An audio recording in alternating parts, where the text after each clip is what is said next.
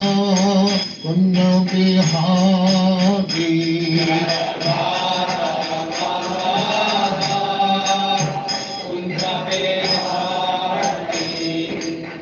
Yashodanandana Brajajana Ranjana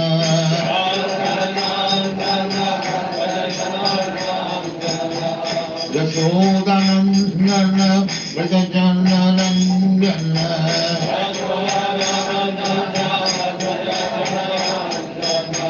Yamuna Tira Banachari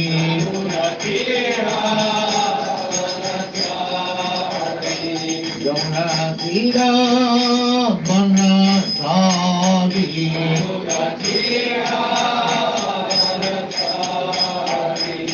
Jaya Radha Madhava Kunja Bihari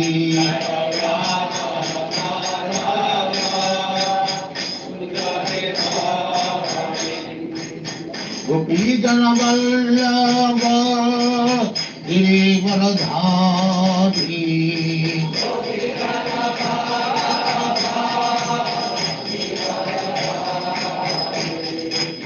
Gopi Jana Vallabha Girivaradhari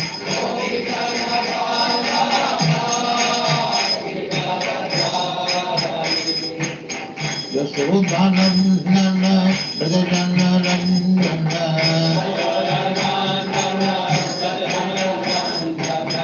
Yashodanandana Brajajana Ranjana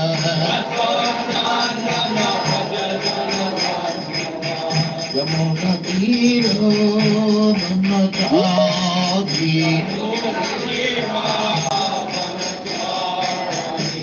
Yamuna Tiro Brahmachari Jaya Radha Madhava Kunja Bihari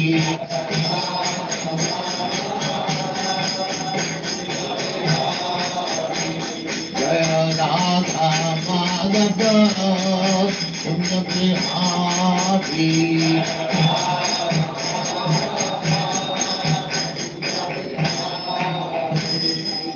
Jaya Radha Mansa Paribhraja Acharya Sukha Small Swami Bhagavad Jaya Nanda Gori Vaishnava Ki Jaya Ramacharya Sri Haridas Thakur Ki Jaya Names of the whole Sri Krishna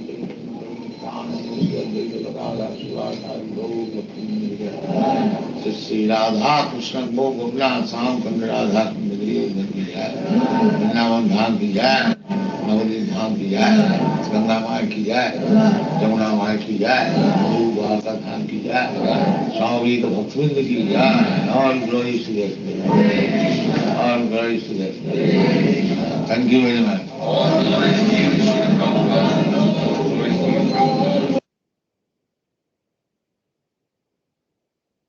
Hare Krishna, everybody. I hope Hare Krishna, Prabhuji. Hare Krishna. I hope you can see my screen and you can hear me well. Yes, Prabhuji. Okay, good.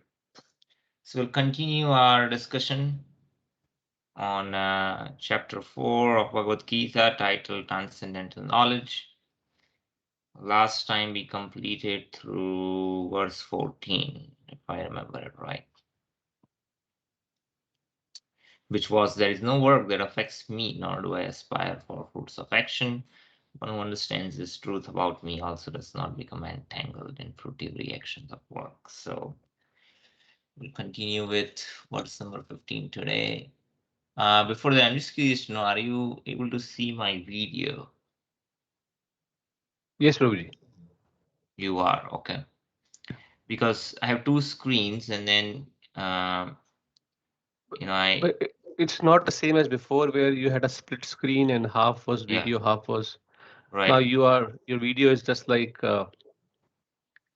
anyone else is on this call now, like a small cap thumbnail. Oh, I see. Is it all right or you prefer the previous setup? Works for me, Prabhuji. Looks fine? Yeah. Because thing is, I tried to do that camera. I might have restart my machine because it shows up like this. Okay, anyway, I think I've done my video up over here. But the problem is that this camera window It's not the same as before. Hmm? Yes. Yeah, Now but I the, can. thing, the challenge is I'm not able to. It looks like there's a new version of the camera app, and then I'm not able to control the aspect ratio. Like I want to squeeze this, it just restores back to the original form. You see, I don't know why. It's kind of strange. You drag it down, and then it again comes up. If you split the screen, Prabhu, then like half the screen is your video, the other half is the. That's what I'm trying to do, right? So if I do this, see, Huh. now you can see that line. Now if I release it, Yes. Oh, okay. see it somehow it again goes back to see all this. It's just Mm-hmm. not retaining. It just needs a restart. So I guess we'll skip this for Yes, today. yes, yes. Just Prabhu. have it.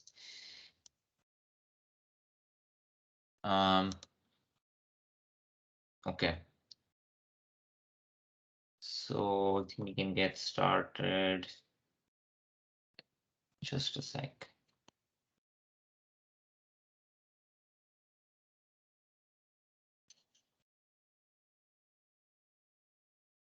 Go ahead and share my screen again. Okay, so it's 15. Prabhuji, now your video is totally off, so not we don't even have that thumbnail. Okay, I see what happened. Turn that on. You can see me. Yes, Prabhu. Yes, this is. Om Jnanatimirandasya Jnananjana Shlakaya Chakshurunmilitam Yena Tasmai Shri Gurave Namaha. Verse number 15. So in our discussion so far, what we have discussed is there's a conversation starts in the beginning of the chapter where Krishna is telling to Arjuna that this transcendental knowledge, which he had originally spoke to Sun God, was lost over a period of time, which happens. And so he is now re-establishing this parampara, a new chain of disciplic succession. And then he elaborates saying that, well, whenever and wherever there is a decline in religion, and rise in irreligion, he comes to deliver the pious, annihilate the evil, and re-establish the religion. And so in this way, he is establishing that he is different from conditioned living entities. His birth and activities are divine. And those who understand this tattvataha fully, and they act based on that realization, when they quit the body, right, they don't take another birth in this material world. And then he gives assurance to Arjuna that many persons in the past, they were able to achieve perfection in this way, being purified by knowledge, being fully absorbed in him. They were able to overcome attachment, fear, and anger, and he can also do that. And to the extent that the conditioned living entity surrenders to him, to that extent he rewards back, right? But regardless, everyone approaches Krishna, whether directly, indirectly, or even when they deny Krishna, the person, or they deny the existence of absolute truth. The person whom they are denying, even unknowingly, is Krishna, right? So everyone has different mentality, and some people, they they desire quick success, right? And so they worship demigods who bestow results and benedictions to the living entities, but they're not able to do that on their own. They're still doing it based on the potency of Krishna. And in this way, they might not be approaching directly to Krishna, but they are approaching in an indirect way. And Krishna then makes a point to Arjuna, well, everyone has to act, right? Because he's trying to convince Arjuna to perform his duties. So then he mentions about the four Varanas that he created. He's the creator of the system. And so, but he is not the doer, and he says he has nothing to achieve in this world. Still, he acts, right? And why does he do that? Well, he does it to set an example, right? So that's for the last verse we just discussed, that there is no work that affects me, nor do I aspire fruits of action. Still, he acts to set an example.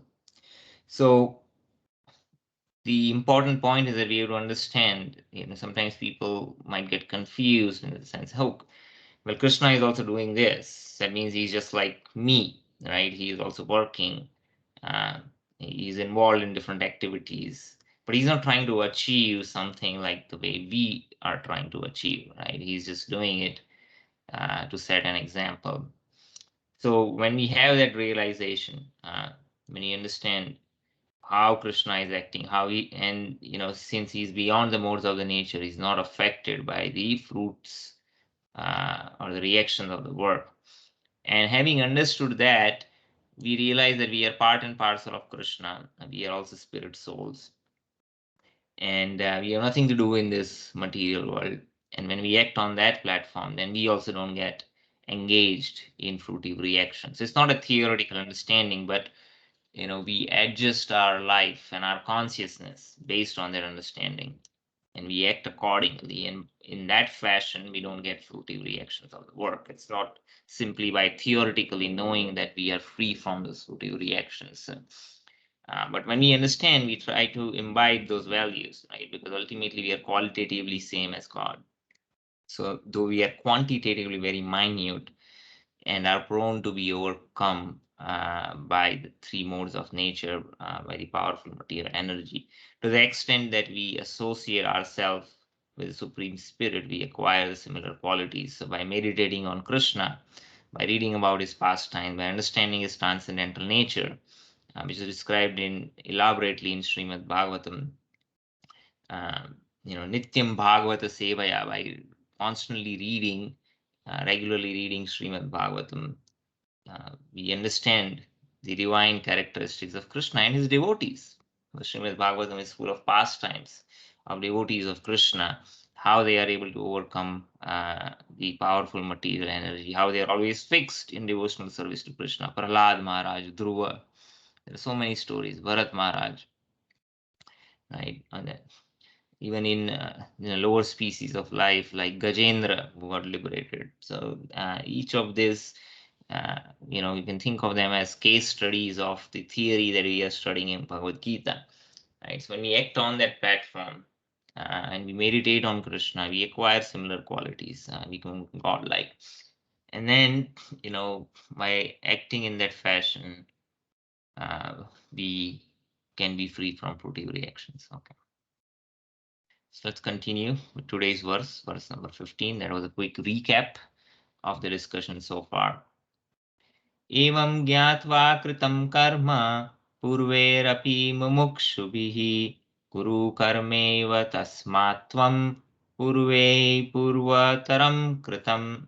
Translation and purport by His Divine Grace, Sri Yeshi Bhaktivedanta Swami Srila Prabhupada. Translation: all liberated souls in ancient times acted with this understanding of my transcendental nature.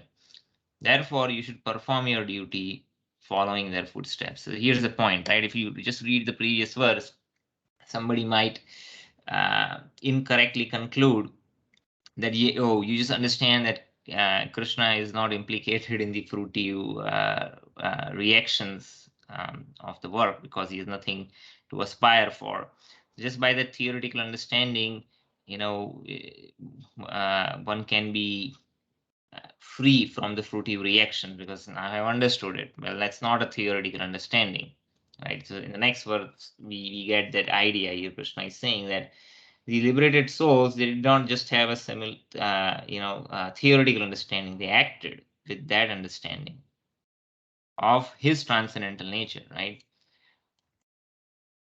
And you should also perform your duty following their footsteps, right? So it's not a theoretical understanding. Arjuna has to act and perform his duty with that correct understanding of Krishna's nature, who he is, why he acted, or why he acts, there is nothing to achieve, right? So yeah, here's Gyatva, knowing well, Kritam, they performed, karma. So the whole argument of Arjuna has been, he was trying to avoid performing his duty as a Kshatriya. And that's why the Bhagavad Gita was spoken. And when Krishna makes the point that ultimately, people, they act, but then they don't know why they are acting. So the idea is that they should come to the platform of knowledge. So as soon as Arjuna heard, he says, "Yes, oh, you have to come to the platform of knowledge. Then, let me just acquire knowledge and then I don't have to act." Right? So that's how he interpreted it. And so Krishna says, no, no, no, it's not like that. Yes, you have to come to the platform of knowledge. And then once you come to the platform of knowledge, you continue the work, your duties, right? But now you have the proper understanding of why I am doing to achieve what, right? It's not to get some fruity results. The difference is that man working in ignorance does not know the purpose of life and the purpose of the work that one is performing and is implicated in the reactions. On the other hand, person in knowledge is not implicated, but it doesn't mean he give up. So that's the point Krishna is trying to harp. So he says in the past, those liberated souls who achieved perfection, knowing well the transcendental nature of Krishna and how he is not implicated, they still performed karma, gyatva karma. And then kuru, so he says you also just perform karma, prescribed duties.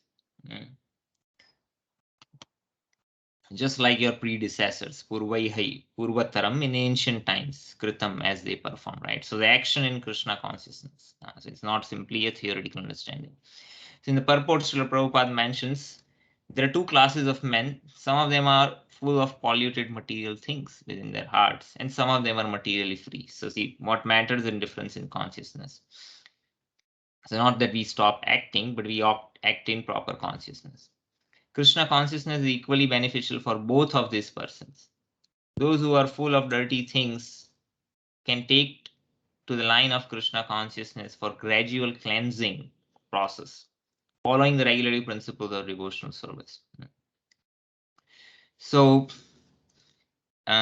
it's not that one has to wait until one is purified completely before one can take up Krishna consciousness. It's not like that. So one might say, well, I'm not free from desires for enjoyment. I cannot work without giving up the mentality of fruity results, right? So I am expecting something in return for the work I'm doing. So let me not take up Krishna consciousness. It's not like that. But by taking up the process of Krishna consciousness, one will gradually overcome such conditioning for fruity results, right? On the other hand, those who are already liberated, they also relish Krishna consciousness because they are anyway not desiring any returns or gains from their performance of prescribed duties. So somebody might say, well, then why do you need to act in Krishna consciousness? Well, that's not the end objective to that, one performs actions without fruity mentality. But such liberated souls, they relish the transcendental pastimes of Krishna.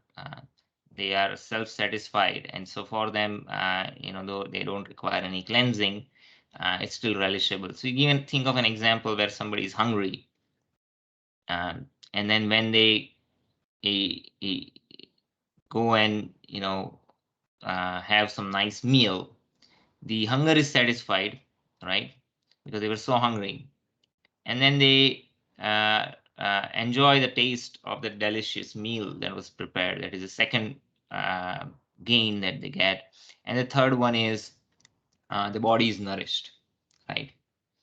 So all the three benefits come there. Now, on the other hand, some person is not hungry, is not striving from hunger, but that person can also relish the same meal because it is, so delicious, and the nourishment will also follow. So similarly, so it's just like that meal can be enjoyed by those who is hungry and those who are not hungry. Similarly, Krishna consciousness is applicable to both the categories of individuals, those who are conditioned and they have a lot of cleansing yet to be done, as well as those who are liberated souls. So it equally applies to both of them. Those who are already cleansed of the impurities may continue to act in the same Krishna consciousness so that others may follow their exemplary activities and thereby be benefited. So this is the external reason. There are two reasons why those who are liberated can continue to act. Well, one is to set an example, as mentioned over here, which is the external reason, and the internal reason is they still relish. Because they are Atmaram now, or self-satisfied, and not self-satisfied in the sense of an impersonalist being self-satisfied, but they're self-satisfied in the devotional service, because when they are performing the prescribed duties, they are meditating on Krishna, as Krishna later instructs Arjuna to think about him as he's performing his duties. But then they offer the results of the work in the service of Krishna. So, in that sense, they are enjoying and relishing. Even on a day-to-day basis, right? An ordinary person, who is still under the control of the urges of various senses, might prepare a meal for one's own enjoyment, right? But as one's consciousness is gradually purified, because they think, oh, I have deities at home and I have to offer bhoga. So they prepare a nice meal, they offer it as a bhoga to the deities. Earlier, when they take up the process, they are not necessarily relishing or enjoying, they're doing it as a matter of duty, which is a state, I still struggle. But it's good to be in that regulated fashion where you're preparing the meal and you're forced to think with the consciousness, I have to offer this to Krishna for his enjoyment. And then when that cleansing and the purification happens, then we look forward to preparing something for Krishna's enjoyment. Just like a mother, when she prepares a nice meal, she's more excited thinking about the fact that I'm going to make this for my child who really likes to eat this. And so the primary beneficiary is not one's own self, but one's child for which one is preparing, and that process is very joyful. So the same transformation, when it happens, we regain our spiritual consciousness and identity, then we do it for satisfaction of Krishna. So foolish persons or neophytes in Krishna consciousness often want to retire from activities without having knowledge of Krishna consciousness, which is what Arjuna wanted to do, right? Arjuna's desire to retire from activities on the battlefield was not approved by the Lord. So earlier we also went through a series of verses where Krishna mentions that simply by giving up one's prescribed duties, one does not achieve spiritual perfection. Artificially giving up one's prescribed duties only creates more problems. Because what happens is that one will continue to meditate, because they are not spiritually realized, they not achieve perfection. Then they artificially give up their prescribed duties, but their mind is still, infused or surcharged with those material desires and activities. So that kind of giving up or renunciation is called Falgu Vairagya. Falgu means false. And by such artificial renunciation, one cannot achieve perfection. So one need only know how to act. To retire from the activities of Krishna consciousness and to sit aloof, making a show of Krishna consciousness, is less important than actually engaging in the field of activities for the sake of Krishna. So generally people think that the spiritual life is for the lazies. Why? Because actually there are people who have that misunderstanding that spiritual life means nivritti, giving up all the activities in the material realm? Well, one can continue to act in the material world, but the consciousness can be spiritual. So ultimately, what matters is the consciousness. Arjuna is here advised to act in Krishna consciousness, following the footsteps of Lord's previous disciples, such as the sun god, Devaswan, as it was mentioned in the beginning of the chapter. So the entire Surya Vams, Raghuvams, is the dynasty of Kshatriya that comes from the sun god in that lineage. And there are a lot of exemplary kings in that dynasty who were great devotees, but they performed their prescribed duties, right? So Raghu Kul is the king. Raghu is the one who made that famous, right? In that appeared Dashrath, who is also one of the Mahajans. And then his son, who is the supreme personality of Godhead, Lord Rama himself, right? So they all performed all their prescribed duties. The Supreme Lord knows all his past activities as well as those of persons who acted in Krishna consciousness in the past. So Supreme Lord in his localized form as Paramatma resides with each and every living entity and is knower of the past, present and future of all living entities. Therefore, he recommends the acts of sun god who learned this art from the Lord some millions of years before. All such students of Lord Krishna are mentioned here as past liberated persons engaged in the discharge of the duties allotted by Krishna. So generally, people, they tend to follow the examples of important famous personalities in the past who are as recognized as such. So in the Vedic culture, the personalities like Vivashwan, King Raghu, Dashrath, Lord Rama, they are all exemplary personalities. And when they set an example, people in general are attracted and they want to follow, right? At least where the culture is there and where the recognition is there, they will accept. And even men, who do not recognize these personalities, who don't have much knowledge about it, or they have forgotten their culture, they are attracted by other personalities, right? So, they might be attracted by Jeff Bezos or Elon Musk, right? And then try to emulate them. But regardless, the principle is same, right? Whatever great men do, ordinary people follow. So if their consciousness is set right, then they will, choose an idol which is worthy of following. And that knowledge is provided here in Bhagavad Gita. And what is it that is worth aspiring for? Something that is everlasting and not temporary. Right? Any kind of material benedictions that one may get, they're all temporary, as we discussed in the previous verse. Less intelligent men, they approach demigods for quick results. Now, these demigods are not just the devas in higher planetary systems, but could be powerful personalities even on this earth. They are looked upon as demigods. People aspire to become like them. Okay, so that's the end of the verse. Any questions or comments on verse number 15?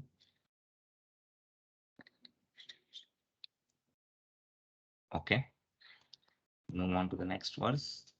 Verse number 16. Kim karma kim akarmeti kavayo api yatra mohita tatte karma pravakshyami yajñatva mokshashe asubhat. Translation: even the intelligent are bewildered in determining what is action and what is inaction. Now I shall explain to you what action is, knowing which you shall be liberated from all misfortune. So this could be very confusing.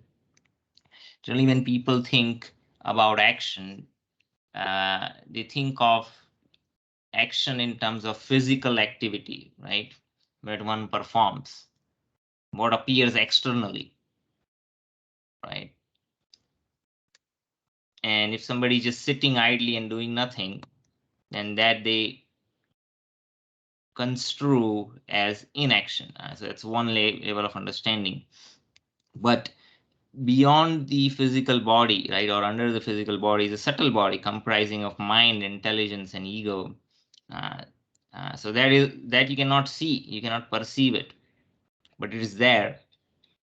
And how do we know? Well, because suppose when you're sitting idly, your mind is active. Different thoughts are coming. So what is mind? Mind is a reservoir where the thoughts continuously flow.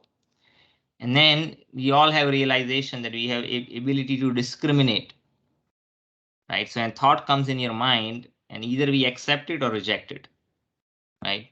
So ability to accept or reject, that is intelligence. So that's how we can perceive. It's not something that you can taste, touch, feel, see, right? But you can experience it. So it is subtle. And then ego is also there, aham, because we say this belongs to me. This is my family, my home, my car, my position, whatever. So the subtle body can also be active. But when people, they cannot differentiate between the gross and the subtle and how they are acting, and so they are bewildered. Even though they might be intelligent in various ways, and they cannot determine what action and inaction is, and they're thinking mostly of the performance of various activities at a gross level, but then there are reactions to it. So in reality, what an action is something that leads to a reaction. So that is a different definition. Something that does not lead to a reaction is called inaction. So this understanding is not there. Mostly people think of action as something, okay, I'm doing an activity, that is action. But then what is the characteristic of that activity? If there is an action, there should be a reaction, right? So another way to look at this is that an action is something that leads to a reaction, and if it doesn't lead to a reaction, then it's an inaction. So instead of thinking about what an activity in terms of what we can see, feel, and and the gross activity that is performed, we should think about it in terms of what reaction it creates.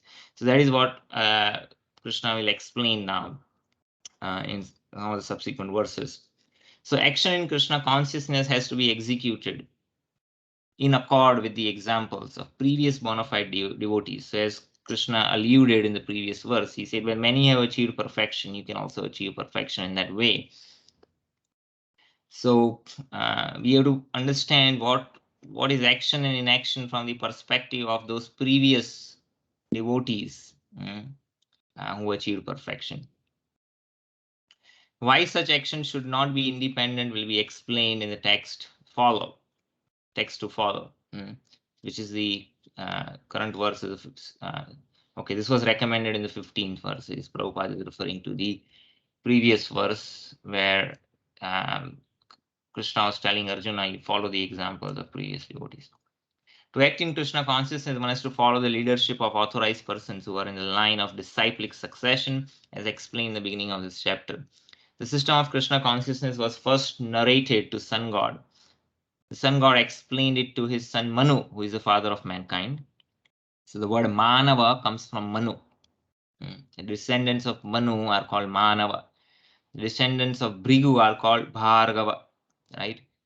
Descendants of Raghu are called Raghava. Descendants of Yadu are called Yadava, right? So the Manav, the human beings, they are all descendants of Manu. So Manu also learned this transcendental knowledge from his father, who is the Vivaswan, Sun God. And Sun God learned it directly from Krishna. So Manu then explained it to his own son, Ikshvaku, who was a great king. And the system is current on this earth from that very remote time, right? So in this way, the disciplic succession is going.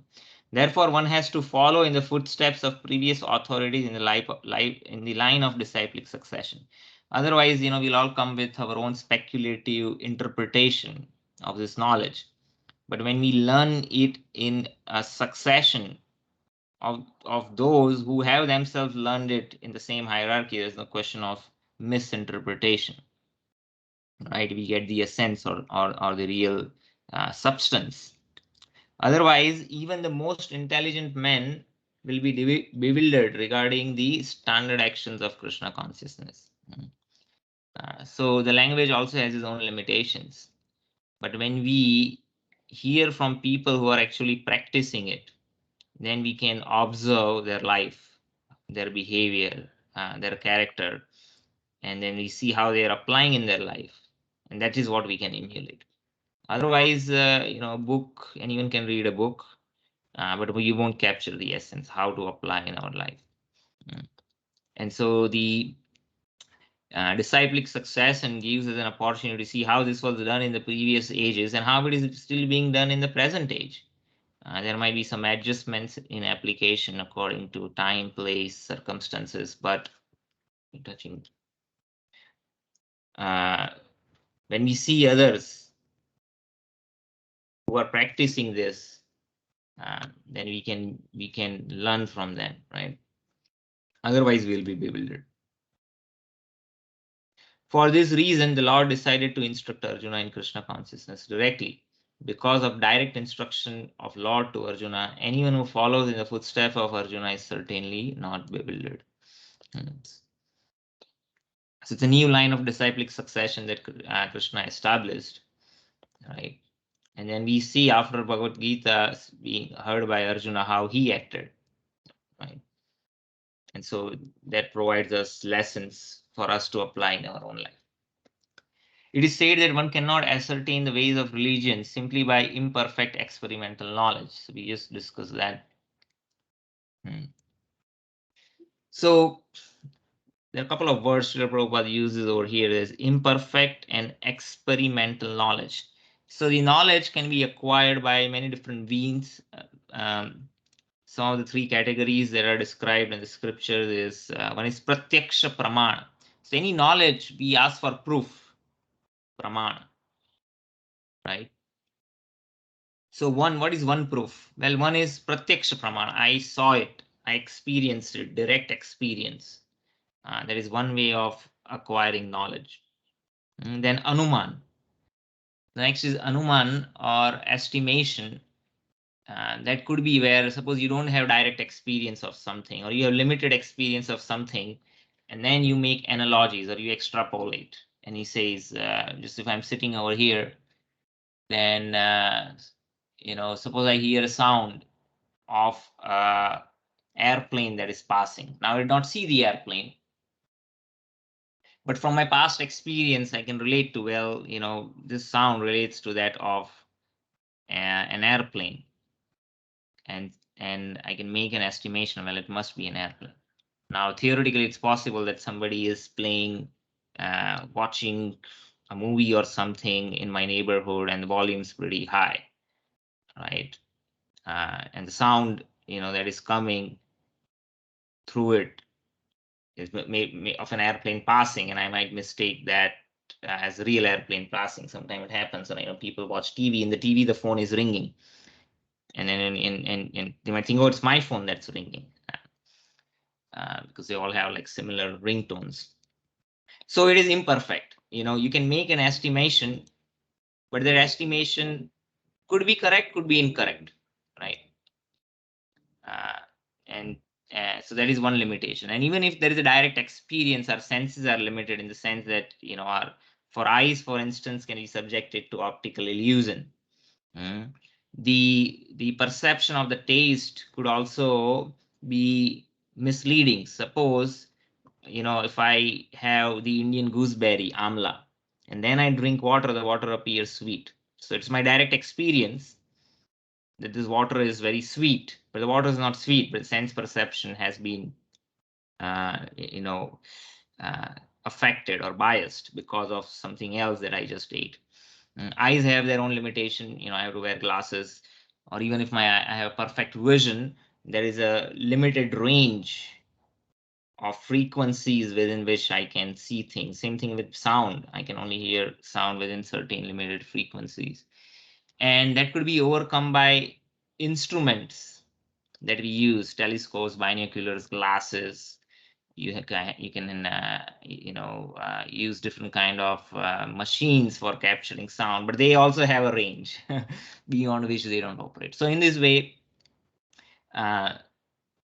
these are accepted forms of knowledge, not that we reject them, but they are limited. They have their own limitations. Similarly, when we study scriptures, if we try to study scriptures simply based on our grammatical understanding of the language, we won't get the real essence.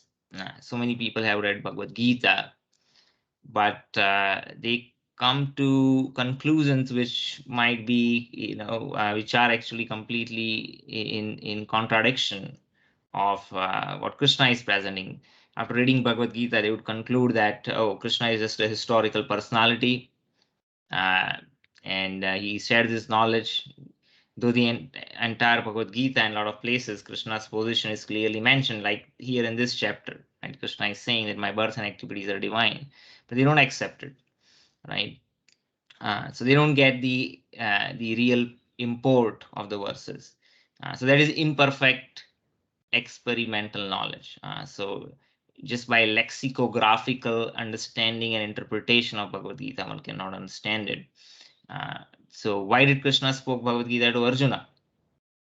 Right, earlier we went through that verse in which Krishna is saying, well, I'm telling you this knowledge because you are my friend and devotee, right in this chapter where he's saying, well, I spoken this to sun god, and so I'm re-establishing this lost chain, and I'm telling you because you are my friend and a devotee can understand the import, and we can get devotional service from those who are other individuals who are devotees. So actually the principles of religion can only be laid down by the Lord himself. Dharmam tu sakshat bhagavat pranitam. Na vai vidu rishayo na pi devah asura manushya kutonu vidyadhar charanadya. As this verse from Srimad Bhagavatam says that the principles of religion, they are established by the Supreme God himself. Na vai viduho. It is not known even by demigods. Even by the devas, even by the asuras. It's not understood even by lesser demigods like Charana, Vidyadhar, who are the singers and musicians in the heavenly planets. Then what to speak about human beings? Kutonu Vidyadhar Charanadya. So yeah, they could be difficult to understand, but when one understands it from Mahajans who are living by those principles of religion, then one can understand how they are applying in their life. Otherwise, one can get confused by reading too many scriptures, because then they will come across apparently contradictory injunctions. And it's saying to do this over here. Another instance is asking to do something which is exactly opposite. So how do you apply? How do you resolve, right, this to apparent contradictions? Well, maybe you have to see the life of great personalities, how they applied it, right? The other misconception is that, the religions is something that is manufactured, right? Now, there is a basis why people think that, because we do find in our experience that there are people who have started and manufactured their own religion. They start a cult, and most of it are personality cults, or they imagine some religious principles and they start a religion. And so when people experience that, they incorrectly come to the conclusion that, well, all religions are manufactured religions. Like Karl Marx, he says that religion is the opiate of masses. It's just something for people to move, continue living their life, which is otherwise very unbearable. It just gives them some mental crutch to kind of hang on, and this idea of afterlife, that would be better than the present life, and they look forward and aspire to it. But otherwise, it is all mumbo jumbo and has no value. It's just something that is manufactured. So there are people who think like that. So here in Srimad Bhagavatam, that cheating religion is rejected. Dharma projita kaitavaha. This Kaitab religion and the Kaitab dharma is rejected completely. So we are talking about the original dharma. So dharma literally means something that defines our real existence. Like dharma, what is the dharma of water? Dharma of water is to be fluid. It's a natural property of that. Similarly, the living entities also have a dharma, which is their nature, their inherent nature. So ultimately, as a spirit soul, we are all parts and parcels of Krishna. We are servants of Krishna. Uh, uh, so the real dharma is something. So that is at a spiritual platform, right? The dharma of the soul is to serve Krishna.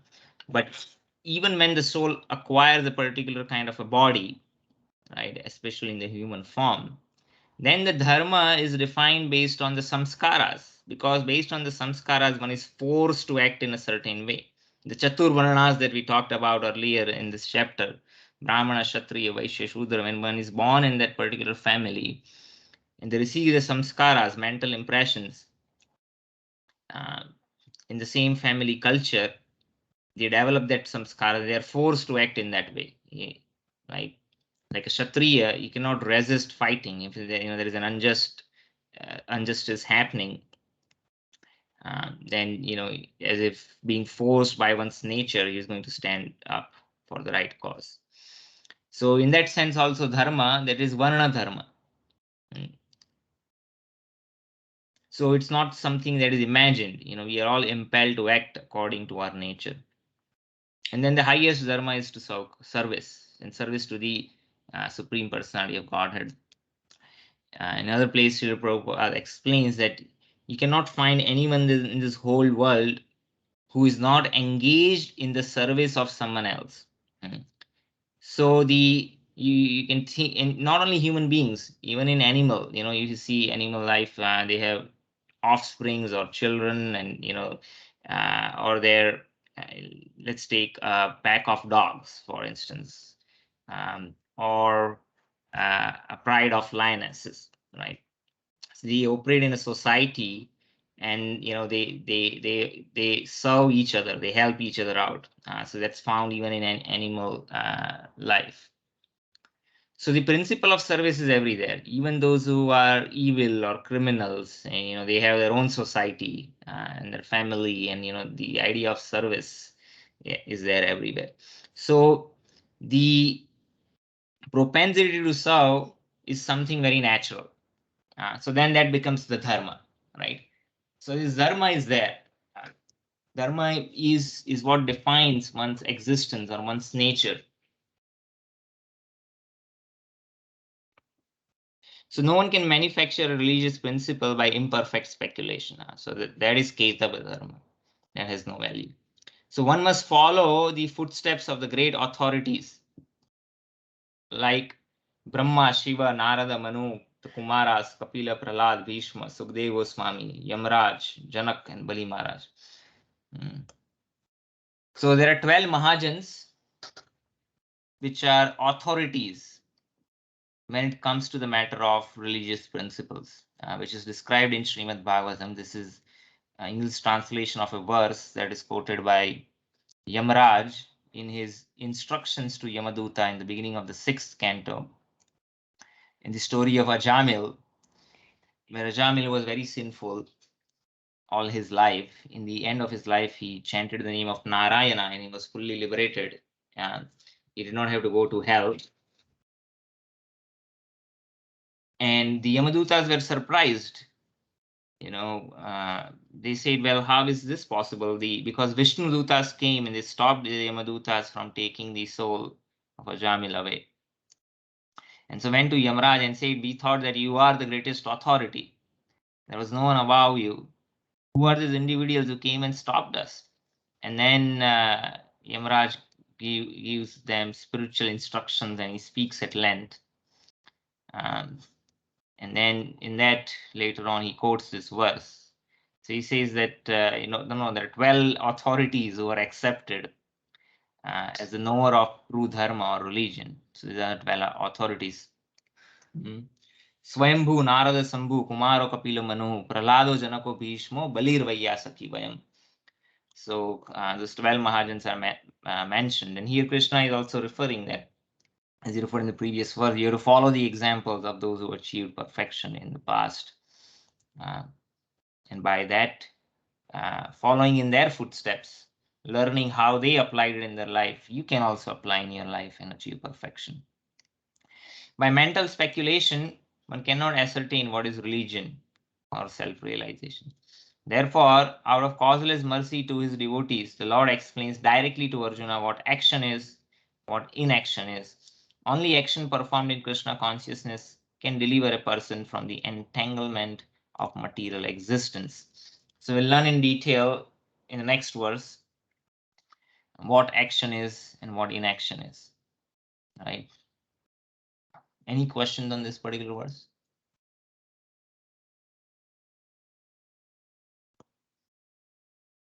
Okay. Moving on, verse number 17. कर्मणो हि अपि बोद्धव्यं च विकर्मणः अकर्मणश्च बोधव्यं गहना कर्मणो गतिः. Translation: the intricacies of action are very hard to understand. Therefore, one should know properly what action is, what forbidden action is, and what inaction is. So what action is, what karma is? Forbidden action is vikarma, activities which are performed against the religious injunctions. And what inaction is? So inaction, as we will, akarma, where one is actually not implicated in the reaction. Because karma, one does prescribe duties, then one get the results of that good activities because it's according to the injunction of the scriptures. If one acts in a way against the injunctions, then there are bad reactions. But when inaction is when there are no reactions. So the first thing one needs to understand is to make distinction between what is proper action, what is forbidden, and what inaction is. It could be very hard to understand, but it could be understood. It's possible to understand, and that's what we will discuss now. In the purport, Srila Prabhupada mentions if one is serious about liberation from material bondage, one has to understand the distinctions between action, inaction, and unauthorized actions. One has to apply oneself to such an analysis. We should discriminate, use our intelligence to make that distinction, what an action is, reaction and perverted action, because it is very difficult subject matter. To understand Krishna consciousness and actions according to its modes, one has to learn one's relationship with the Supreme. That is, one who has learned perfectly knows that every living entity is an eternal servitor of the Lord. Jiveshu Ruphoi Krishna Nityadas. So first thing, somebody might question, well, why I have to understand the difference between action, inaction, and unauthorized actions. Well, there is no motivation for, if you walk to a random person, he's not interested. Well, he says, I do what I like to do, right? And they have their own moral compass, which is shaped by the environment in which they are raised in, their own sense of morality. But if we have to really understand what scriptures are teaching us, and to, at a subtle level, how action, inaction, and everything is working, before that, there should be a motivation for us to understand. The motivation is, the immediate step before that is, first of all, understand who we are, right? We are spirit soul. But if we are spirit soul, then what is spirit? And the next question comes. Well, the Supreme Spirit, there must be a Supreme Spirit. So who that Supreme Spirit is? What is the nature of that Supreme Spirit? Does he have a form? Is he formless? What is our relationship with him? Okay, there's a relationship with him. Well, I am not aware of it right now. That means I have forgotten. Well, how do I revive it? Well, if I have to revive it, I have to become, I have to make an attempt to become godlike. And that means I have to follow injunctions in terms of what I should do, what I should not do, right? And then it becomes motivation. Okay, then I must understand what I should do, what I should not do. So, that motivation to understand action and inaction has to come on the basis of our aspiration to understand Krishna and our relationship with him. And there is a step even before that, why someone comes to that spiritual path to begin with, right? I mean, so many people are going on with their life. So why bother? So of course, in later Bhagavad Gita, Krishna explains there are 4 kind of people who are attracted to spiritual life.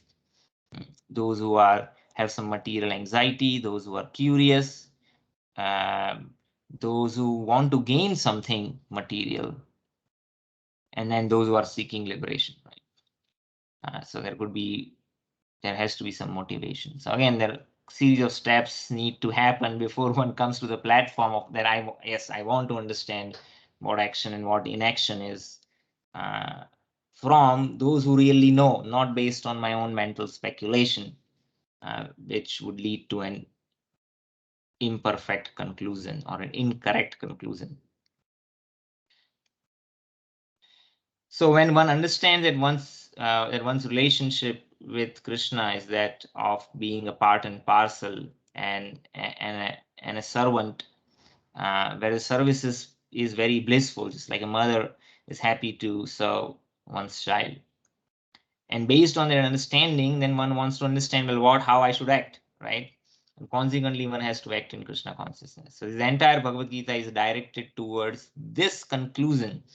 Any other conclusion against this consciousness and its attendant actions are vikarmas or prohibited actions. So at a higher platform, there are 2 levels of understanding these vikarmas. In a regular sense, vikarma is something that is sinful, that will lead to a reaction of suffering. And the karma or the prescribed duties, even if they are performed with a fruitive mentality, is does not lead to a sinful reaction, but rather those pious activities lead to positive reaction, where one gets better opportunity for sense enjoyment. But here Srila Prabhupada is presenting an idea that even those good reactions that one gets, they are also temporary. And in order to enjoy that, one has to take another birth, which is subject to also old age, disease, and death. So in order to enjoy, I have to go through again some suffering. So in ultimate sense, both good and bad activities, they are prohibited in an ultimate sense. Because ultimately, even those who are performing pious activities, the scriptures want to gradually elevate them to the platform of akarma or inaction. So if you think of it in terms of gradation, one might start from vikarma come to the platform of karma, where one is actually engaging in prescribed duties and not something against it. And from karma, one has to come to the platform of akarma. And if we consider akarma as the highest platform or stage that we want to achieve, then both karma and vikarma are prohibited in an absolute sense. So the ultimate conclusion is this. To understand all this, one has to associate with the authorities in Krishna consciousness. See, otherwise one can never come to the conclusion by their own understanding that karma and vikarma both are to be given up. Again, not artificially, like Arjuna is trying to give up his prescribed duties of karma. There is a gradual process by which one can give up karma and come to the platform of karma. And that is what action and inaction is. So even while performing karma, it could lead to a karma. Because if that karma is performed in service of Krishna, in proper consciousness, then it does not lead to any reaction. So one is still performing those prescribed duties. But the fact that it did not lead to a reaction, it is as good as akarma, right? So that understanding one won't get unless one has understood from people who have practiced, as the 12 Mahajans which are quoted earlier.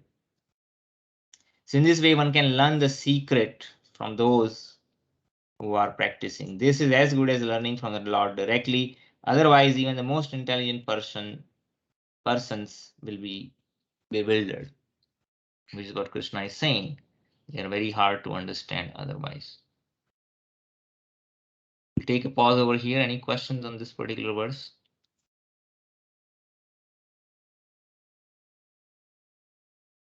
One thought, Prabhuji. So between sukarma or karma and akarma, the only thing that changes is our mood and conscience, right? I mean, the act would probably appear the same, but in under what conscience and under what mood we are performing that act will be different, right? Or is there something else that is different between the two? Yeah, in an absolute sense, both karma and vikarma are vikarma, right? Because ultimately we want to come to the platform of akarma, which is inaction. Right. So if you want to just talk about action and inaction, right? So inaction is something that does not yield any karmic reaction, right? But when it comes to karmic reactions, something that yields to karmic reactions, there could be both activities, karma and vikarma. Now, vikarma is something even from the perspective of externally how one is performing. That is against the injunction of the scriptures. There are rare situations where a devotee who is completely self-realized, they are engaged in vikarma, are apparently engaged in vikarma. It's not that they would never be engaged in either karma or vikarma if they are devotees of the Lord. But externally, it might appear that they are performing vikarma, but then because they are properly situated in their consciousness, they are actually on the platform of akarma. When the reason I say rarely is because, as we learned earlier, a devotee also wants to set an example for others, like Krishna did. And so they would not do something that is against the prescribed injunction of the scriptures, right? To set an example, they would always act on the platform of karma. But they are not getting karma. They are, because their consciousness is properly situated. Yeah. So to answer your question, you're right. It ultimately depends on the consciousness. And most of the times, the self-realized souls, they won't act on the platform of vikarma, even externally. And when they do, rarely, they are still not subject to it because they still don't have any material motivations. So you think of an example of an activity where you could say that this is vikarma or against the prescribed duties. I'm trying to think of a particular instance. For instance, Chitraketu, he was cursed to become an asura for no fault of his, right? And because that he was put in the body of Vrittasur, which appeared just to kill Indra. He was acting inimically externally towards Indra, who is an authorized agent of Vishnu, right? He's the king of all the demigods. And we see in that particular pastime, action of Asura is by nature vikarma or forbidden. But he was still self-realized. He was a devotee who was put into that body, and now the body is acting the way it is designed, is forced to act in that fashion. But he had no animosity towards Indra personally. And we see that in that duel or the fight that ensues between Indra and Vrittasur, Vrittasur is actually instructing Indra that, why are you afraid? You are so attached to your position and power, and but Krishna is actually supporting you. Vishnu is said that you have the benediction of him. Then why you have to be afraid? Your victory is certain. You're definitely going to win. He has given you benedictions. He has empowered you with the Vajra weapon, which was made from the bones of Dadiji. So fight like a hero. Why are you taking a step back? And then during the fight, he gives him a lot of spiritual instruction. So you see, here Vrittasur is externally acting on the platform of vikarma, or a forbidden action, where as an asura he is fighting against the authorized agents of Vishnu, but actually he is a devotee, and he is not implicated. Rather, he knows he is going to die. Because he is in the body of Asura, and Vishnu always favors the devas, and he knows that he's forced to act in a way which is not proper. But personally, he has nothing. He is constantly thinking of Krishna, and we see that Vrittasur is liberated, and Indra continues his existence in the material life after he wins the war, and he's happy to get his position and feel secure. And though Vrittasur, he was killed, because he was already situated on a transcendental platform, he achieved liberation, right?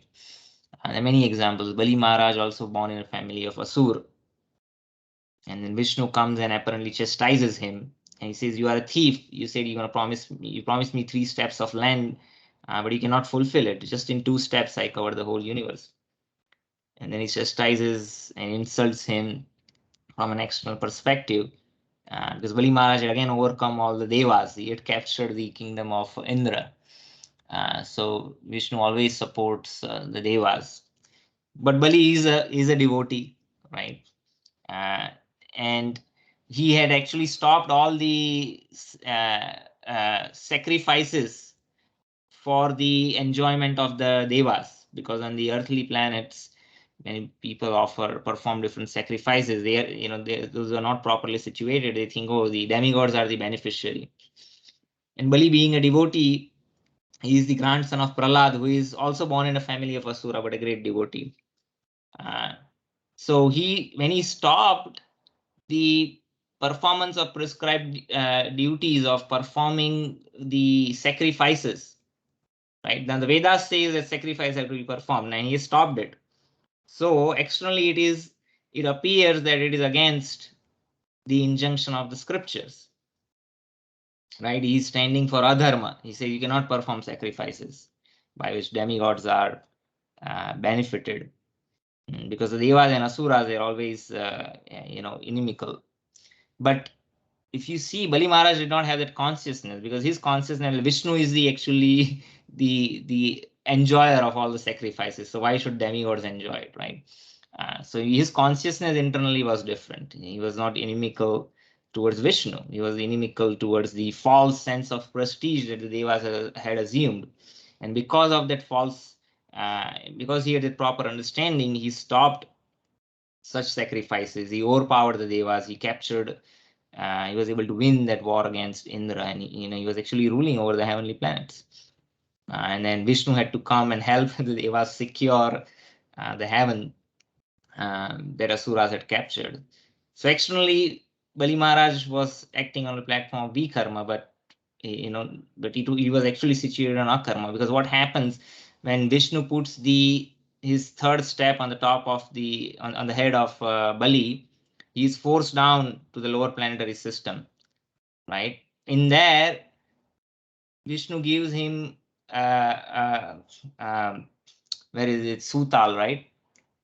Where it's more opulent than even the heavenly planets. And the Lord personally became, though he chastised him and punished him externally, when he was forced down to Sutala, the Lord personally became his gatekeeper, right? So you see, from an external perspective, it appears that he was chastised for his misdeeds, but a devotee is never subject to reaction. Rather, he's always liberated. So this is how we understand. Thank you, Prabhuji. Any other questions? I had one question. Yashish here. Yes. Hare Krishna. Hare Krishna. How do we classify? So certain times there is inability to identify the right action, and this is not because of the absence of reaction, but it is because of certain aversion or fear in identifying or carrying out the actions.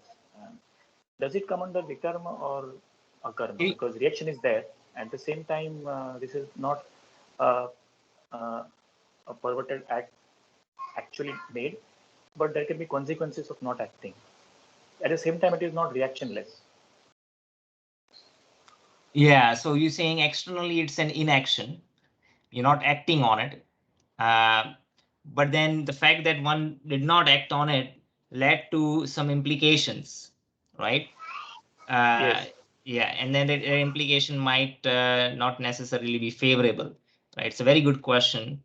And I think it kind of leads into the next verse where now Krishna is actually explaining what action and inaction is. And that's what he's trying to make a point to Arjuna, that Arjuna, you are thinking, you are in dilemma right now. Your dilemma is that, okay, as a Kshatriya, I have to fight. I have to fight against injustice. But when in this particular fight, I have to fight against Bhishma. I have to fight against Drona. These are respectable personalities. I look forward to serving them. How can I cannot even think of insulting them using my words, what to speak of, shooting sharp arrows towards them. And so his idea was, he did not say this explicitly, but Krishna could ascertain that he wants to take sannyas so that he doesn't have to deal with dilemma. So that is inaction. He is indecisive.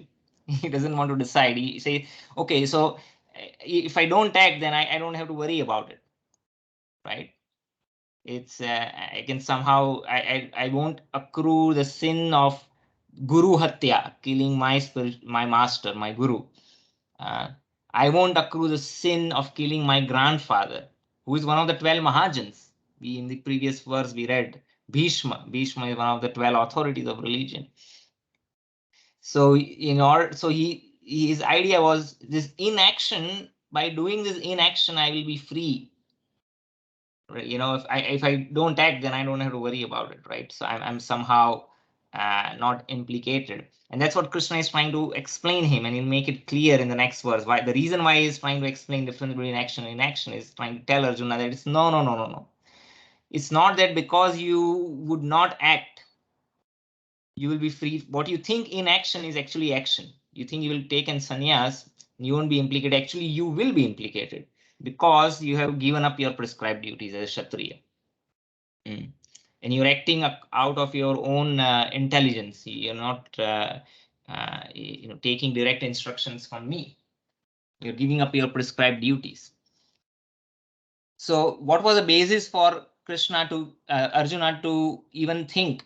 His idea was, well, he was thinking mostly from his enjoyment perspective. One is, I won't be able to enjoy this kingdom if all the family members die. With whom will I share the success? And second is, I will accrue sin from killing my grandfather, my guru. So all his idea was based on what his condition would be, whether I'll be able to enjoy or not, whether I will get whether I'll be implicated in sin or not. So the basis or the foundation on which he was trying to determine what he should do or what he should not do was his own future state, whether I'll be in a favorable situation or unfavorable situation. So that's not how one determines what is dharma, what is karma, akarma. One has to follow the mahajans or the authorities, or how what the dharma says, right? With the prescribed duties, that's why sometimes we don't understand. Maybe follow what is prescribed. If you don't have that discrimination, then we follow what is prescribed according to shastras, giving up the mentality that whether I will be in a favorable situation or not.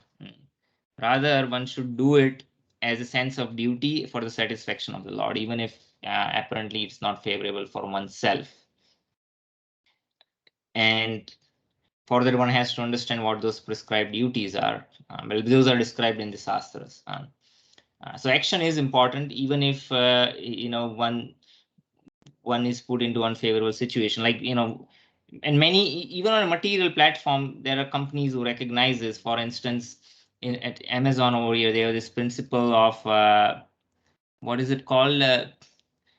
They don't promote social cohesiveness. That means one should have a spine to speak up or act, even if you are taking a contrary position against the entire team, even your leader, your manager. But if you think this is the right thing, then you should speak up. One should not opt for social cohesion, and then that is kind of an inaction. Well, I don't think this is the right thing to do, but why should I speak up, right? Let me not. I'm not the decision maker. So somebody else will decide, so it's not my responsibility. So it's kind of an inaction, but that inaction is going to lead to what? This person knew that this is not the right thing to do, but then for just he didn't want to be the one who speaks up against the vice president or the rest of the team, right? So he just chose the easy route out, but in the end the entire project might fail, and investment of millions of dollars might fail, right? And so what one thought that, hey, this is inaction. If I did not do anything, either I did not say yes or no, I just remain neutral, and so there is no consequences. No, there are consequences. The consequences of not speaking up when knowing that this is not the right thing to do will lead to something that is disastrous, right? So even on a material realm, we can understand that not acting when there is a need to act. One thing, I did not act, so I'm not implicated. No, it's not like that, right? So does it kind of give some idea? I think it's elaborated more in the next verse, but does it answer Yes. your question? Oh, yes. Yes. Thank you so much. Okay. We'll do one more verse and then we'll conclude. So verse number 18. कर्मणि अकर्म यः पश्येत् अकर्मणि च कर्म यः स बुद्धिमान् मनुष्येषु स युक्तः कृत्स्न कर्मकृत्. Kritsna karmakrit. Karmakrit means to engaged in activities. Kritsna means attracted, engaged in all kind of activities. So translation, one who sees inaction in action and action in inaction is intelligent among men. And he is in the transcendental position, although engaged in all sort of activities. So this might appear like a poetic gimmick. It's like, hey, you just made it more confusing for me. What do you mean, who sees inaction? Inaction. So an action is being performed, but one who is intelligent, he says, oh, this action is actually inaction. On the other hand, when somebody is not acting, is in the position of inaction, and one who is intelligent will say, oh, though this person is not acting, is actually performing an action. This is a discrimination of those who are intelligent. So how do we understand that? Well, I just kind of alluded to that in the previous verse. An example where somebody is apparently not acting, right? Apparently performing inaction by not speaking up, but actually that person is implicated. Is implicated because he did not speak up when he was supposed to speak up. Just like the ostrich is an example of a bird. When the ostrich sees some danger and it feels that if he kind of digs up a hole in the earth and puts its head inside and buries the head inside, then he cannot see the danger, right? So I don't see the danger, that means doesn't exist. And I don't have to act. And what will happen? The ostrich will fall prey to the danger which is imminent. Just because the ostrich turned a blind eye towards that danger doesn't mean that it's free from the danger. The eventuality will come and you'll have to face the consequences. So here the inaction, what the ostrich thought was an inaction, that hey, I don't act, I don't have to worry, led to consequences. In the purport, Srila Prabhupada mentioned the person acting in Krishna consciousness is naturally free from the bonds of karma. His activities are all performed for Krishna, not for one's own sake. Therefore, he does not enjoy or suffer any effects of work. Right? because one is not acting on its own accord. There are many examples. In one example, Srila Prabhupada states is that suppose a soldier goes to war, and on the command of the sergeant of the squad, the soldier fights valiantly and kills many enemy soldiers. Now, this soldier had no personal enmity towards the enemy soldiers, right? But he is acting on the order of the squadron leader, right? The sergeant. So the soldier is not implicated in the reactions or the act of killing, right? Because there is no personal enmity. It's not for his own desire or own. He's not going to get anything out of killing others, but he's simply performing one's duty. So he doesn't have to suffer or is not implicated in the reactions of killing. The same soldier, suppose he comes back to his hometown, especially in this country, see a lot of soldiers, they have this PTSD and they might go crazy.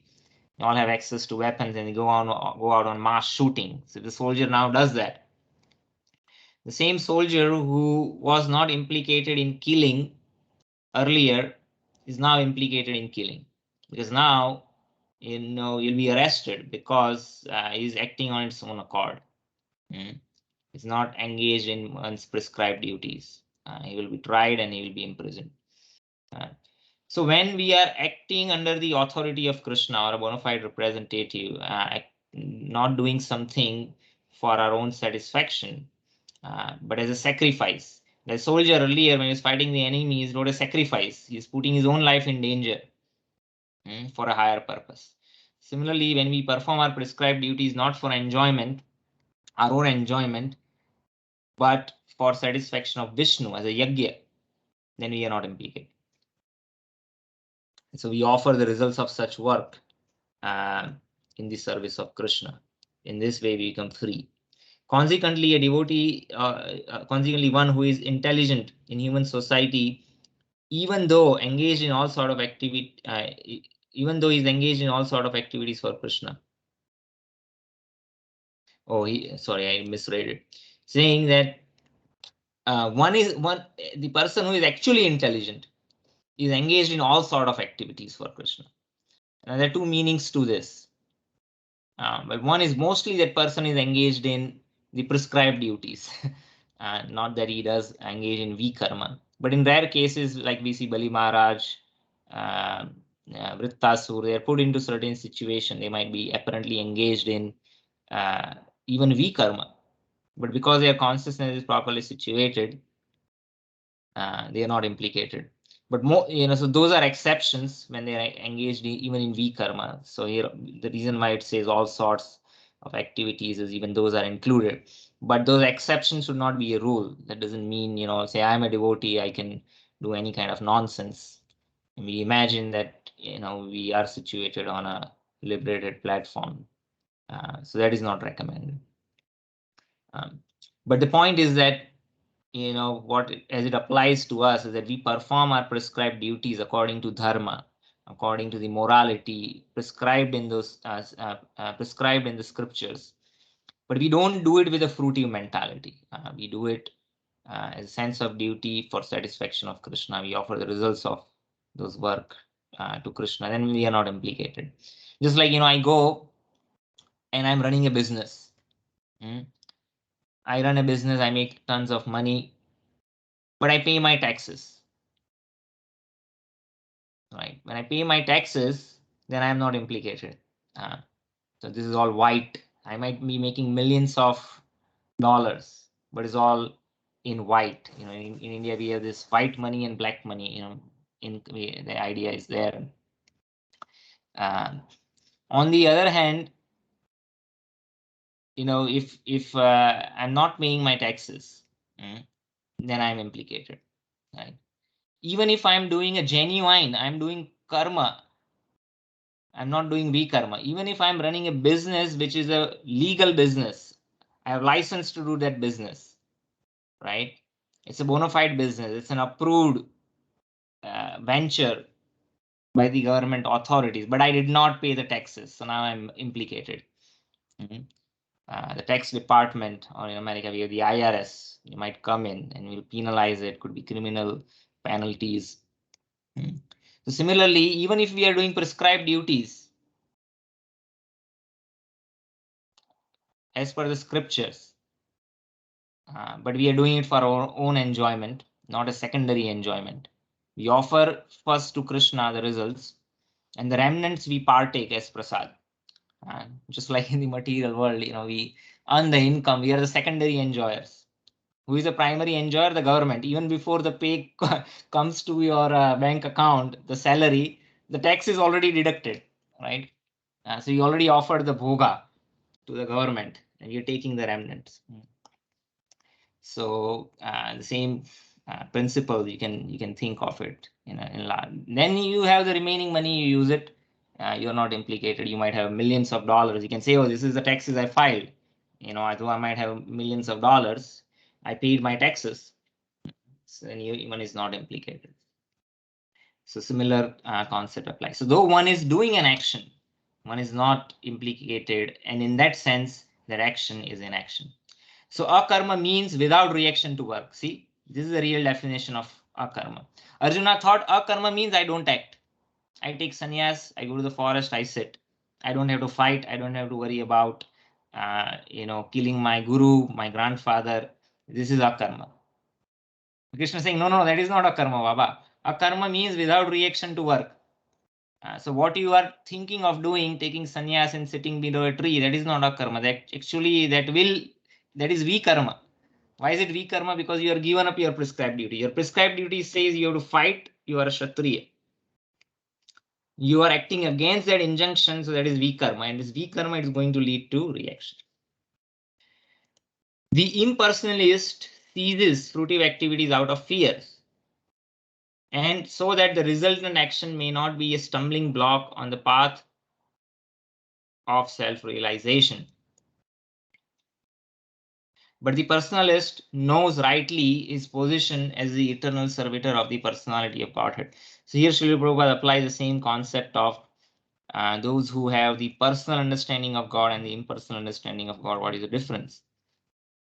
Because the impersonalist is always acting out of fear, because he's fearful of the idea of existence, is fearful of the idea of personality, because as soon as they think of personality, they think a person means must have anger, emotions, sorrow, right? So they cannot conceive that that a person can be devoid of all this. So they are thinking that because they don't have the idea of a personality which is free from such imperfections, they think that the absolute truth is just void. There is nothing, and in order to achieve nothing, you have to do nothing, right? So I say I'm going to stop all my activities, and because I stop all my activities, there won't be any karmic reaction, and though then means I don't have to take another birth, and then I can achieve the supreme Brahman, which is nothing. So by doing nothing, I achieve nothing. That's their idea. So they say, let me be engaged in inaction, which is what Arjuna is trying to emulate. He says, if I don't fight, then I don't have to worry about the reactions, either good or bad, because I was not engaged.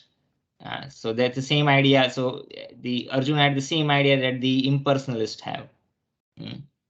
See, if I don't act, then I don't have to worry about the results, and there is no reaction, so I can progress in the path of self-realization.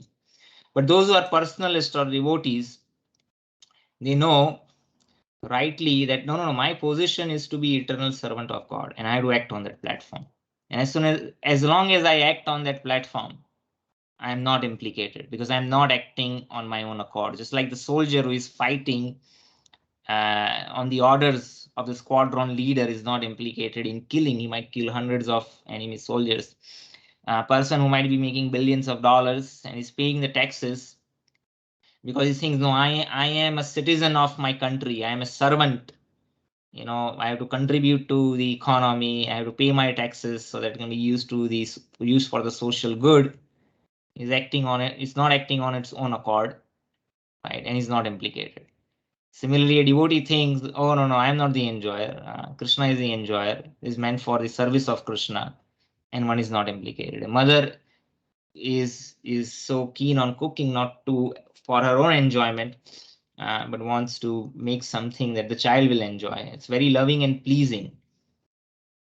People have the idea that service means, oh, I'm giving up my freedom and enjoyment. It's not like that. The example of a mother's love for the child, the mother is serving the child, is a good example. And there are people who genuinely are, they feel the pride of being citizen of a country, and they believe that, no, I should pay my taxes. This is so important for investment in different social projects, infrastructure development, and they are happy to pay taxes, and they're happy to be engaged in the service. Right? It might sound, you might not come across many people like that, but there are people, who are supporters of that rich people should be taxed proportionately. So the similar concept is there. Therefore, he engages himself in the activities of Krishna consciousness, because everything is done for Krishna. He enjoys only transcendental happiness in the discharge of the service. So service could be blissful. Service is not the service of a slave or someone in prison who is forced to work. So it's not that kind of mentality, but it's a joyful service. Those who are engaged in this process are known to be without desire for personal sense gratification. The sense of eternal servitorship to Krishna makes one immune to all sort of reactionary elements of work. So that is actually inaction, which does not result into reaction to work. On the other hand, one who avoids work, thinking this is inaction, gives up one's responsibility when they should have taken up the responsibility, and they are implicated in the work, implicated in the reactions of their inaction, right? So this is how we make distinction between action and inaction. That concludes this purport. We'll take any questions or comments.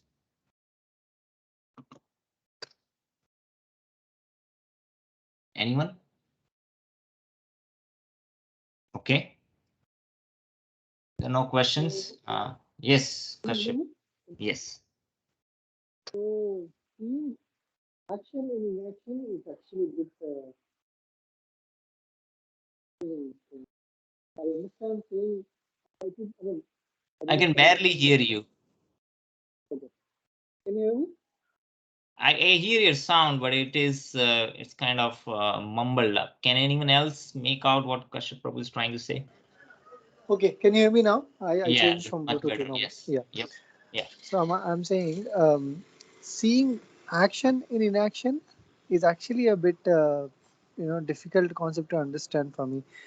I do kind of get a sense what when someone says seeing inaction in action, because um, the way you explained, yeah, I could understand in a way, but seeing action in inaction is what is a bit confusing to me. Right. So I gave that example, right? An Uh, employee knows this is not the right thing to do, but he does not can speak you up. hear me? I mean, uh, so was my question clear, or I need to say it again? No, I understood. I understood your question. You would Okay. like a little elaboration on what exactly mean by action in inaction, right? Yeah, So action in inaction. yes. So the example that I gave earlier, right? So suppose you are in a meeting and you notice something on a project that or you believe that it's not right. Now everyone is support of in the favor of going ahead with the plan, right? The VP is on board, everyone's on board, we want to charge ahead. And you feel, well, this is not the right thing to do, but you know what? Why?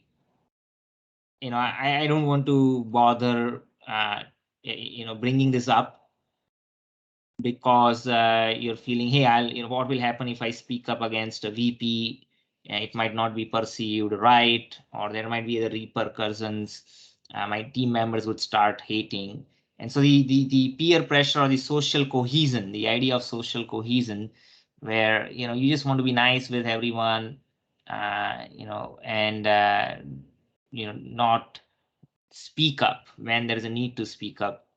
That is inaction, right? Hey, no one spoke up. I also, I'm not speaking up. I did not do. I'm not saying yes or no.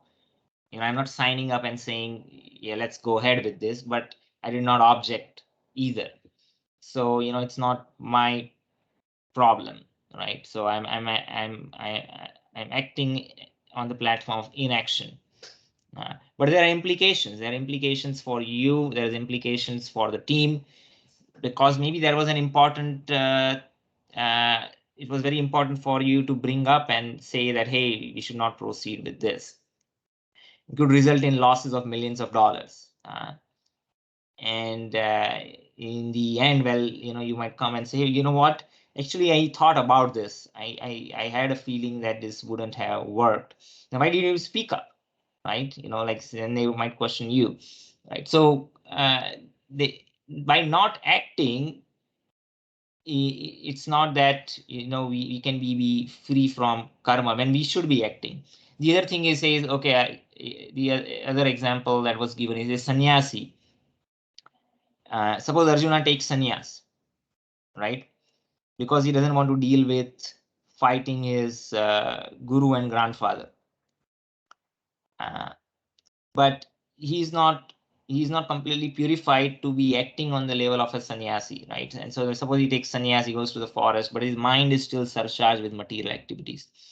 So now he has externally given up activities, but in the mind he's thinking of his attachment towards his family members, and he's meditating on different kind of pleasing activities, which a sannyasi should not.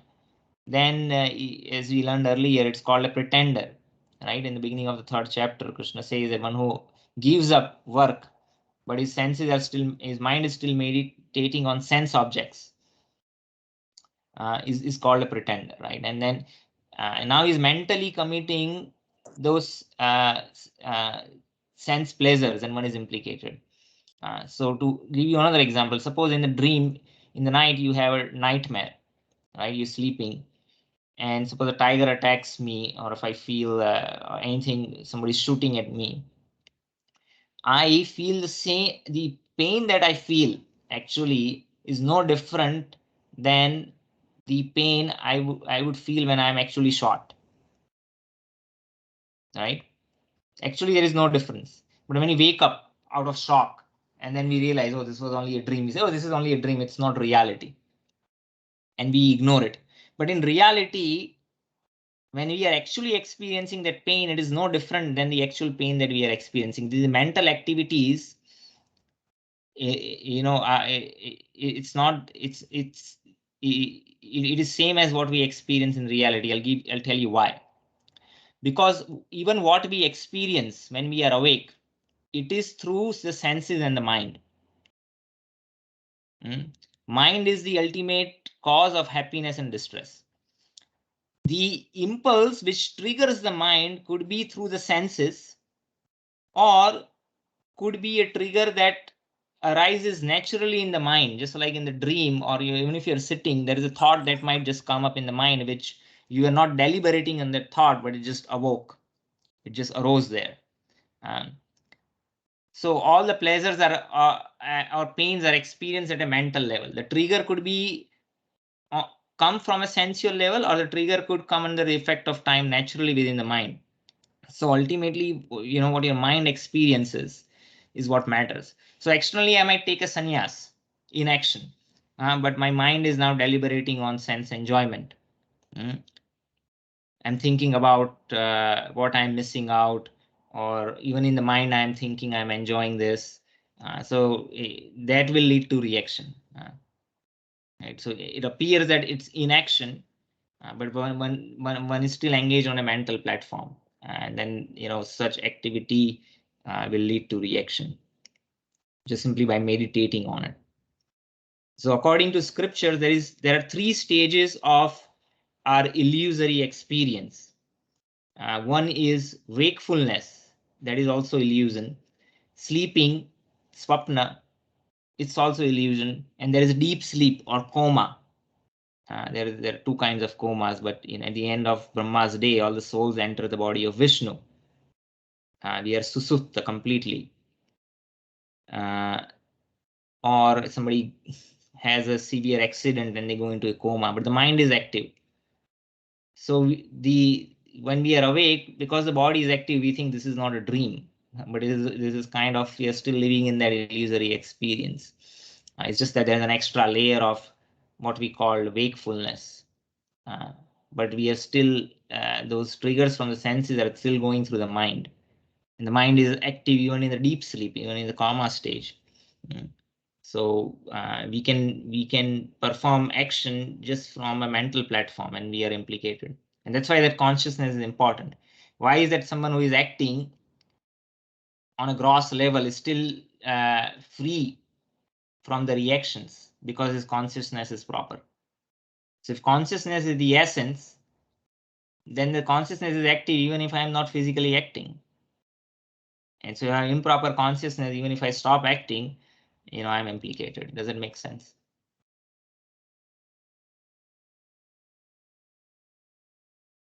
Yeah. Okay. Thank you, Prabhu. Any other questions? So I had one follow-up question on this. Yes. So how can one?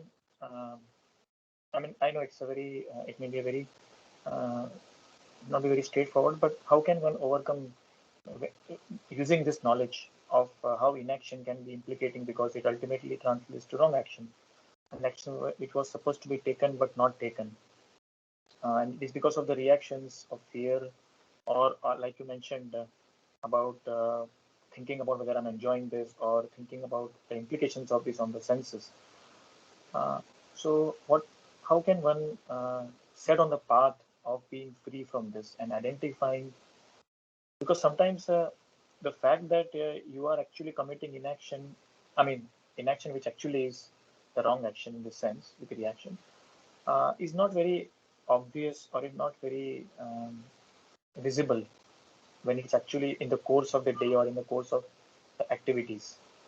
How can one be mindful of such circumstances arising, and hence break the chain of slowly, of this happening? I feel that I find it very relevant that it happens all the time to us, and such inactions which are caused by the incorrect reactions in the mind, lead us to not act and find that the action should have been taken later on. It happens all the time, I think. Yeah. What would be a good way, your advice to say start getting away or overcoming this? That's a very good question. Practical question, how we apply in our life, how we overcome the challenge.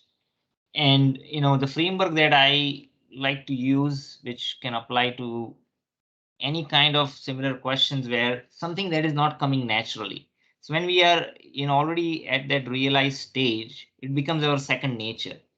We don't have to go through the logical steps of convincing our mind that thinking, feeling, and willing to do what is right. We are just forced or impelled to do the right thing. It just comes naturally. But when we are not at that stage, how do we make sure that we don't fall in the trappings of inaction when where we should be acting? And one way to do that is you make a list of what my duties are for my role, my position, what my according to dharma, what are the prescribed duties. And maybe you when you're put into such a situation, you go through that checklist of items that you always refer to, like is what I am doing is in accordance to what is my expectation, what my prescribed duties are, right? And if it is not matching that criteria, then we know that there is something wrong.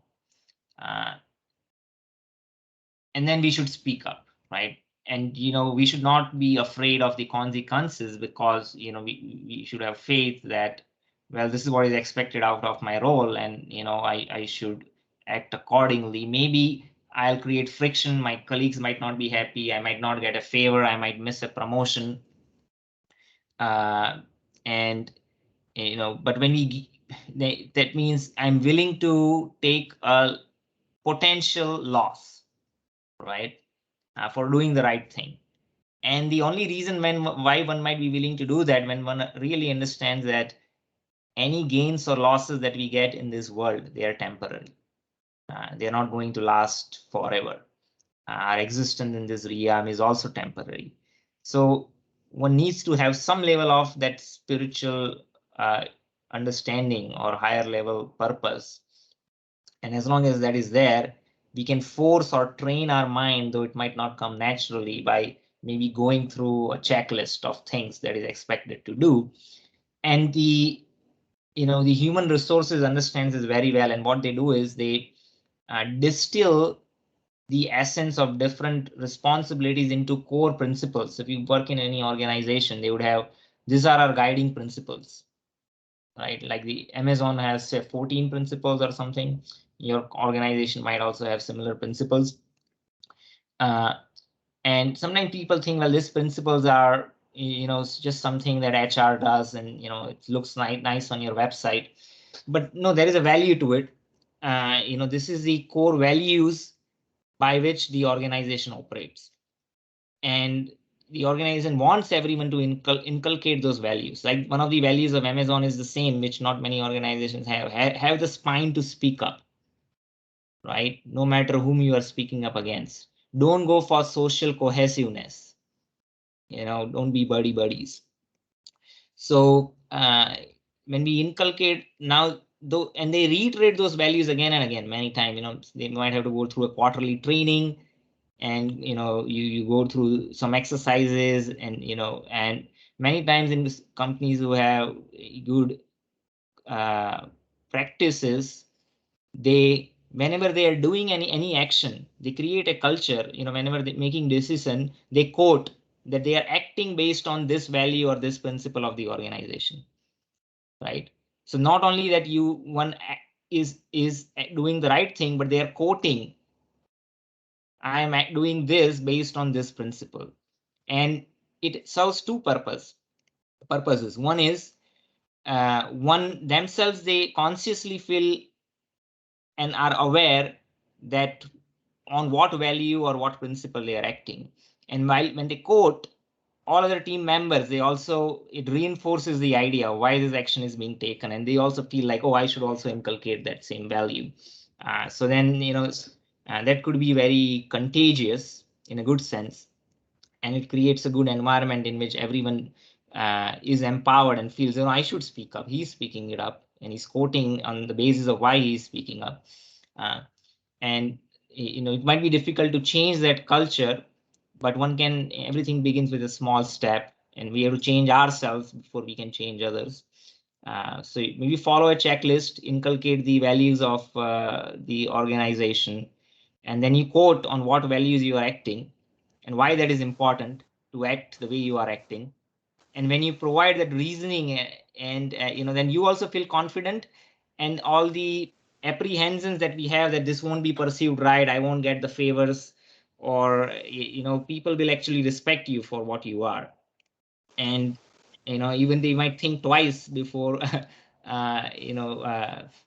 picking up a fight or having a grudge against you, because you will see that you are a man of character, right? So these are some of the thoughts.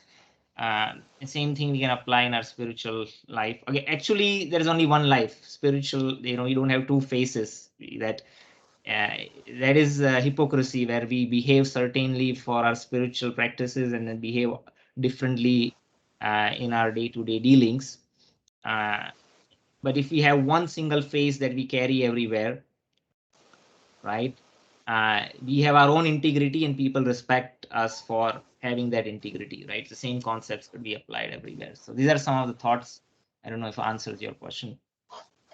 Yes, very, very helpful. Thank you so much. Okay. Any other questions? Okay. Yes, Maulik. Yeah, I mean, like you were saying that, set of rules which are, I mean, for all the organizations, they have put something. So are you saying something about a code of business conduct and ethics? Because I think that is, I mean, that's everywhere in all the organizations. And when we are do, going to conduct a business with some other organizations, the first thing what we have to do is basically validate and make sure that we are complying to all the ethic and the principles for our organization, as well as we do respect what they are also following. And then we need to basically we need to frame an agreement and follow that path. So I mean, that's what we are doing.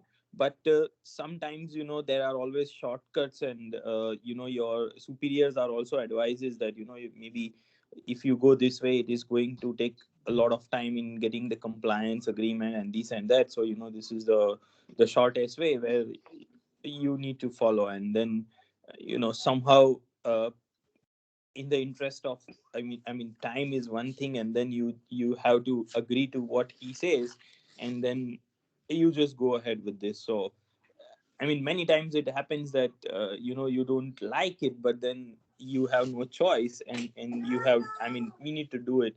So Right. yeah. It's a good question. So here Amazon, how nicely it captures this. Have backbone to speak up, express your disagreement, and the decision is not in your hand. Whatever your leadership decides, you commit and you go ahead. But the fact that you spoke up, you are not implicated, right? Finally, you disagree, but then you commit. Whatever the team decides, you go ahead with it, right? But if you are the authority, then you have to make the right choice. But if you don't have authority, then you cannot influence the decision. I mean, you try to influence it, but you're not responsible for it. But if you don't speak up, then you're implicated. But if you spoke up and they did not act on it, you tried your best, then you're not implicated, right? See, once a decision is determined, they commit wholly, right? And then you move ahead with it. But when you at least express that this is not the right thing to do, then no one is going to penalize for you. Because anyway, finally you are going ahead with it. But the fact that they will, no one will, if you speak up and suggest to do the right thing, they might not do it, but they won't penalize you for it. They cannot, they don't have any basis to penalize you. And there are companies who actually want to succeed. They actually promote such culture, like Amazon. They promote it. You should speak up. Leaders are obligated to respectfully challenge. Now, these leaders in Amazon, everyone is a leader. They don't think you have to have a VP position. This principles apply to every employee, because everyone is a leader. They want everyone to be a leader. They're obligated to respectfully challenge decisions when they disagree, even when doing so is uncomfortable or exhausting. You see, they're asking you to speak up, even if it's going to make you uncomfortable, even if it's going to make you an exhausting exercise to say something that is won't be appreciated. But if you think is the right thing to do, leaders have conviction and they are tenacious. They do not compromise for the sake of social cohesion. 50 people are saying this. I'm the only one opposing it. Let me not oppose it. Let me just be buddy with everyone. They do not compromise. Once a decision is, but if they speak up and no one agrees to the recommendation and they make a decision which is counter to what you recommended, then they agree and they move ahead with it. But now you're not implicated because the final decision is not in your hand. What is in your hand is to speak up. You did your part, right? Does it make sense? Yeah. Okay. Any other questions? All good. Thank you. Okay. Well, thank you very much. It was a nice discussion. I know all of you brought up some really good points. So it was very helpful. Yes, Yasesh, you wanted to say something? No, I just wanted to say that thanks once again for all the answers and very insightful verses, as well as the description and the answers. I think really valuable information and advice. I just wanted to thank once again. Yeah, sure, definitely. It's a good opportunity for me also. So many times some of the questions I myself never thought about. So always find all these discussions very helpful. Thank you very much. Hare Krishna. Hare Hare Krishna, everyone.